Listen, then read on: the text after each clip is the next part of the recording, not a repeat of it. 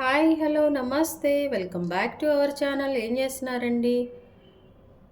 ఈరోజు నేను మీ అందరికీ టేస్టీగా బెండకాయతో రైస్ అండి. అందరికీ కూడా అంత తెలియదు కానీ చాలా టేస్టీగా ఎమ్మీగా ప్రిపేర్ చేశాను. లంచ్ బాక్సెస్ కూడా. ఇంకా ఆలస్యం ఎందుకు, వచ్చేసేయండి ప్రిపేర్ చేసుకుందాం. ఇప్పుడు మనము చాలా టేస్టీగా ఎమ్మీగా అండి బెండకాయ రైస్ ప్రిపేర్ చేయబోతున్నాం అండి. బెండకాయ రైసు, ఎందుకంటే బెండకాయ అంటే పిల్లలు కానీ ఎవరు తినరండి. ఇట్లా మనం రైస్ ప్రిపేర్ చేసామంటే చక్కగా తినేస్తారు. ఇది లంచ్ బాక్సెస్ కానీ దేనికైనా బాగుంటుంది. నేనేంటంటే 1 కప్పు బాస్మతి రైస్ తీసుకున్నానండి. వాటిని శుభ్రంగా ఉడికించుకున్నాను. దీనికోసమని ఒక 200 గ్రామ్స్ నేను చక్కగా బెండకాయలు వాష్ చేసుకుని ఇట్లా ముక్కలు చేసుకున్నాను అండి, చిన్న చిన్న పీసెస్గా. అయితే ఏంటంటే ఈ బెండకాయతో ఏ రెసిపీ చేసినా జనాలందరికీ ఒక పెద్ద డౌట్ వస్తుందండి. అదేంటంటే బెండకాయతో మనం రైస్ చేసుకుంటే జిగట వస్తుంది కదా, బెండకాయతో మనం కర్రీ చేసుకుంటే జిగటగా ఉంటుంది కదా అని కొంతమంది అయితే ఇష్టపడరండి. దానికి ఏంటంటే ఒక చిన్న టిప్. ఫస్ట్ మనం నీట్గా వాష్ చేసుకొని తుడుచుకొని ఇట్లా కట్ చేసి పెట్టుకున్న బెండకాయల్ని స్టవ్ ఆన్ చేసుకొని ఒక ప్యాన్ అండి, ఒక కళాయి కానీ ఏదైనా పెట్టేసుకొని ఇందులో డైరెక్ట్గా మనము ఇవి వేసేసేయాలి. ఈ బెండకాయలు వేసి ఐ ఫ్లేమ్ మీద 1 నిమిషం మనము కొంచెం వేయించుకుంటే మనకు అసలు ఆ జిగట అనేది మనకి రైస్కి కానీ కర్రీకి కానీ రాదండి. ఇట్లా ఐ ఫ్లేమ్లో, లో ఫ్లేమ్ కాదు, ఐ ఫ్లేమ్లో ఒక్కసారి మనం ఇట్లా వీటన్నిటిని కూడా వేయించేసుకోవాలన్నమాట. ఓన్లీ 1 మినిట్ సరిపోతుందండి. ఇంకా మనం ఈ బెండకాయతో ఏ చేసినా కానీ మనకి ఆ జిగట అనేది రాదండి, బాగుంటుంది. ఈ టిప్ అయితే తప్పకుండా మీరు ఫాలో అవ్వండి. ఇంకో ఇట్లా చూసారా, 1 మినిట్ అయిపోయింది. దీన్ని ఇప్పుడు పక్కన పెట్టేసుకుందాం. 1.5 టేబుల్ స్పూన్ అట్లా మనము ఆయిల్ వేసేసుకుందాం. ఒక బిర్యానీ లీఫ్, కొంచెం 1 టేబుల్ స్పూను జీలకర్ర అండి. ఈ జీలకర్ర కూడా మంచి టేస్ట్ వస్తుంది. జీలకర్ర వేసుకోవాలి. ఆయిల్ కొంచెం తీసుకొని ఒక 4 నుంచి 5 పాయలండి. ఇవి చూడండి, ఇవి కూడా వేసేసుకోవాలి. ఇవన్నీ కొంచెం వేగుతున్నప్పుడు 4 నుంచి 5 అనమాట. అంటే మీరు కారం ఎంత తిరగలరో అన్ని పచ్చిమిర్చి అయితే మీరు వేసుకోండి. ఎందుకంటే ఇందులో మళ్ళీ మనము చిల్లీ పౌడర్ యూజ్ చేయమండి. సో ఓన్లీ పచ్చిమిర్చి కాబట్టి మీకు కారం ఎంతైతే సరిపోతుందో అంత వేసుకోండి. నేను ఒక 5 నుంచి 4 వేసుకున్నాను. ఈ పచ్చిమిర్చి కొంచెం వేగుతున్నప్పుడు మనము ఒక మీడియం సైజు ఆనియన్ అండి, మీడియం సైజు ఆనియన్ చక్కగా చిన్న చిన్న ముక్కలుగా కట్ చేసుకున్నాను. ఇవి కూడా మనము ఇందులో వేసేసేయాలి. కొంచెం మంచిగా ఈ పచ్చి వాసన అంతా పోయే వరకు చక్కగా మనము వీటిని వేయించుకుంటూ ఉండాలండి. ఇదే టైంలో మనము కొంచెం జీడిపప్పు అండి, జీడిపప్పు పలుకులు కూడా మనము వేసుకోవాలి. ఈ జీడిపప్పులు ఉన్నాయి కదండి, ఇవి కూడా మనము వేయించుకోవాలి. లేదంటే కనుక కొంచెం నెయ్యిలో మనం ఫ్రై చేసేసుకొని మనం లాస్ట్లో రైస్లో కూడా మనము యాడ్ చేసుకోవచ్చండి. నేను నెయ్యిలో కాకుండా ఆయిల్లోనే కదా అని చెప్పి వీటితో వేసేసి ఒకేసారి నేను ఫ్రై చేసేస్తున్నాను అనమాట.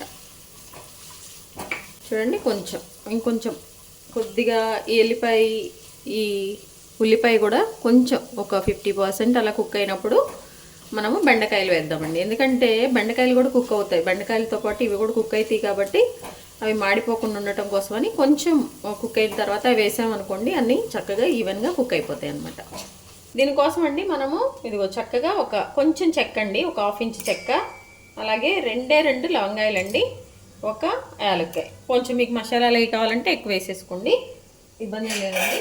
అలాగే ఏంటంటే దీనికి మంచి టేస్ట్ వచ్చేది పచ్చి కొబ్బరి అండి. పచ్చి కొబ్బరి మీరు పీసెస్గా ఉంటే మీరు పీసెస్గా వేసుకోండి. నేనైతే తురిమి ఆల్రెడీ వేరే దానికోసమని పెట్టుకున్నాను, సో అది ఉందనమాట, అది వేసేస్తున్నాను. ఇది ఒక 2 టేబుల్ స్పూన్స్.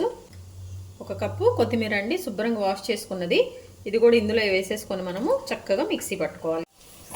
ఇదిగోండి, ఇప్పుడు ఇట్లా కొంచెం అంతా కూడా కుక్ అయిన తర్వాత మన పచ్చిమిర్చి ఇవంతా అయిపోయాక మనం ముందుగా కొంచెం ఫ్రై చేసుకొని పక్కన పెట్టుకున్నాం కదండి, ఈ బెండకాయ ఇందులో వేసేయాలి. ఇదిగోండి, మన బెండకాయ చక్కగా మంచిగా కుక్ అవుతుంది.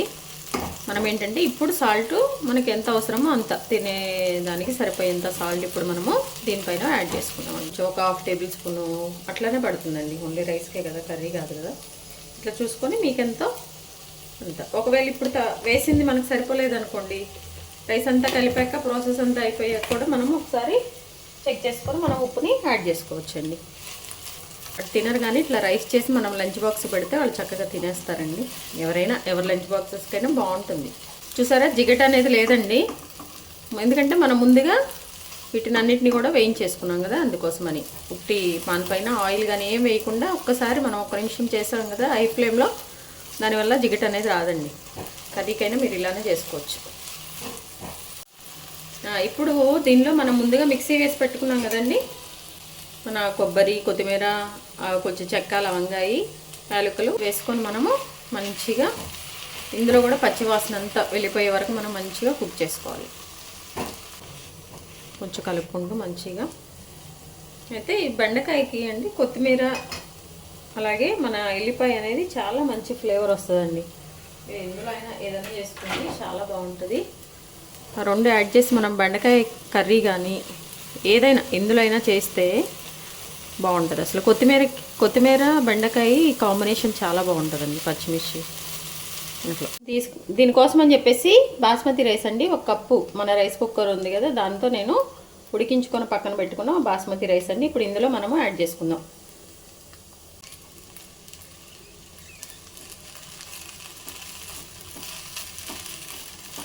చక్కగా ఈ రైస్ అంతటిని కూడా మనము కలిపేసుకోవాలండి.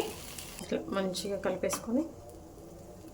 కలిపాకండి మనము 1 నిమిషం మూత పెట్టేసేయాలి. ఎందుకంటే ఈ మసాలా ఫ్లేవర్ అంతా కూడా మన రైస్కి పట్టేస్తుంది అనమాట. దానికోసం ఏంటంటే రైస్ అంతా మంచిగా కలిపేసుకొని ఇప్పుడు దీనికి మూత పెట్టేయాలండి. మూత పెట్టేసుకొని 2 నిమిషాలు వదిలేయాలి.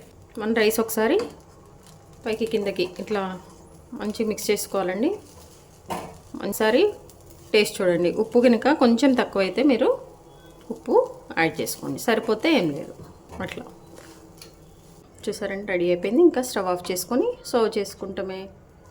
మన బెండకాయ రైస్ చాలా టేస్టీగా ఎమ్మీగా రెడీ అయిపోయింది. చూడండి, మంచిగా ఎమ్మీగా చాలా టేస్టీగా, అరోమా కూడా చాలా బాగుందండి. మన బెండకాయ రైస్ రెడీ అయిపోయింది. ఇదేంటంటే మన లంచ్ బాక్సెస్కి కానీ దేనికైనా అండి అందరూ చక్కగా ఇష్టంగా తింటారు. బెండకాయ తినని వాళ్ళు కూడా ఒకసారి మీరు తప్పకుండా ట్రై చేయండి. ట్రై చేస్తారుగా మరి. మీ విలువైన సమయాన్ని కేటాయించి నా వీడియోస్ చూస్తున్నందుకు మీ అందరికీ ధన్యవాదాలండి.